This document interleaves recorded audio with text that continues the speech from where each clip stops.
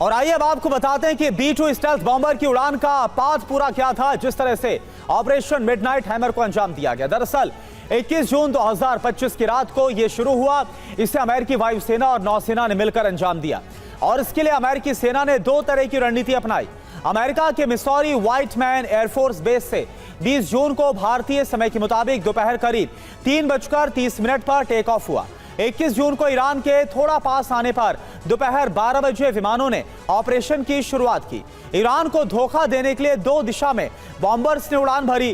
कुछ B-2 bombers को जानबूझकर प्रशांत महासागर की ओर भेजा गया ताकि ईरान को यह लगे कि हमला दूसरी दिशा से होगा, लेकिन हमला करने के लिए गुआम के एंडरसन एयरफोर्स बेस से B-2 बॉम्बर्स ने उड़ान भरी, जो उत्तरी अटलांटिक महासागर के आसमान से होते हुए मेडिटेरियन सी यानी भूमध्य सागर और फिर सीरिया इराक से होते हुए ईरान में घुसे और ईरान की एटमी साइट पर बमबारी की। विमान ने लगभग 37 घंटे तक बिना रुके नॉन स्टॉप उड़ान भरी है और बीच हवा में ही कई बार फ्यूल भरा गया था।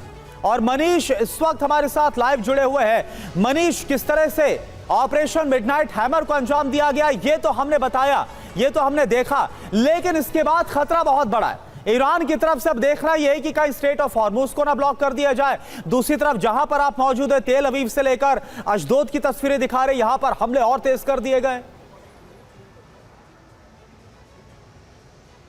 देखिए, इसमें कोई दो राय नहीं कि अमेरिका के इस जंग में शामिल हो जाने के बाद स्थिति और ज़्यादा विकट हो गई है, क्योंकि अब अमेरिका ने इस जंग में B-2 बॉम्बर्सक विमान का इस्तेमाल किया, सीधे सीधे ईरान के 3 न्यूक्लियर साइट पर हमले किए। लेकिन इसका परिणाम ये हुआ कि अब ईरान के पास, वो कहते हैं ना कि मरता क्या ना करता, तो जो जो विकल्प है वो सब विकल्प का वो इस्तेमाल करने जा रहा है।